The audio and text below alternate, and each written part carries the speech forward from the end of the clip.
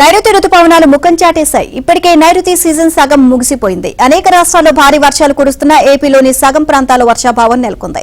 ఇక ఖరీఫ్ లో విత్తనాలు నాటేందుకు జూన్, జూలై నెలలు కీలకం. అయితే రుతుపవనాల ప్రారంభం మధ్యలో కొన్ని రోజులు తప్ప మిగిలిన రోజుల్లో వర్షాలు లేకపోగా తీవ్ర ఎండలతో వాతావరణం కొనసాగింది. రుతుపవనాలు ముందుగానే వచ్చినప్పటికీ జూన్ 2వ వారం వరకు వర్షాలు జాడలేదు. ఆ తర్వాత కూడా ఆశించిన స్థాయిలో వానలు పడలేదు.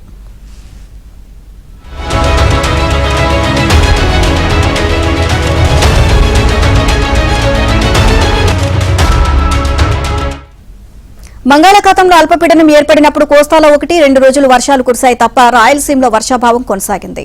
జూలైలో రికార్డు స్థాయిలో ఉష్ణోగ్రతలు నమోదు కావడంతో పంటలు ఎండిపోయాయి. విచిత్రంగా గోదావరి, కృష్ణా బేసిన్లో విస్తారంగా వర్షాలు కురవడంతో తుంగభద్ర, శ్రీశైలం సాగర్, ఇక పులిచింతల ప్రాజెక్టులు నిండిపోయాయి. గోదావరి డెల్టాలో పుష్కలంగా నీరు అందుతోంది. నాగావళి, వంశధార నదులకు వరద వచ్చింది.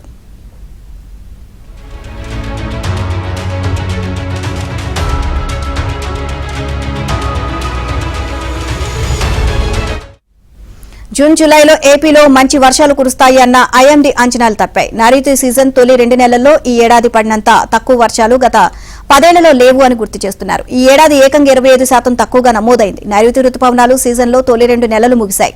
ఇక ఇవాళ్టి నుంచి ద్వితీయార్థం ప్రారంభం కానుంది. ఈ భాగంలో దేశంలోని అనేక ప్రాంతాల్లో సాధారణం కంటే ఎక్కువ వర్షాలు కురుస్తాయని భారత వాతావరణ శాఖ అంచనా వేసింది.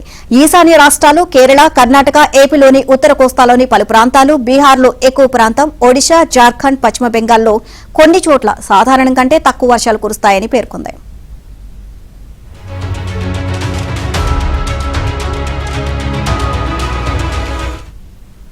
ఆగస్టు, సెప్టెంబర్లో దేశవ్యాప్తంగా 422.8 మిల్లీమీటర్ల వర్షపాతం కురవాల్సి ఉండగా దీర్ఘకాలిక సగటులో 106% కంటే ఎక్కువగా పడతాయని తెలిపింది. ఆగస్టులో దేశంలో 254.9 మిల్లీమీటర్ల వర్షపాతం కురవాలి. ఈ నెలలో సాధారణ వర్షపాతం కురుస్తుంది అని ఐఎండీ పేర్కొంది. అయితే కేరళ, కర్ణాటకలో అనేక ప్రాంతాలు, ఉత్తర తెలంగాణ, ఉత్తర కోస్తా, విదర్భ, మధ్య మహారాష్ట్ర, మరాఠ్వాడా, ఒడిశా, ఛత్తీస్గఢ్లో అనేక ప్రాంతాలు, బీహార్, ఈశాన్య భారతం, కశ్మీర్లోని కొన్ని ప్రాంతాల్లో వర్షాభావం కొనసాగుతుంది అని వివరించింది.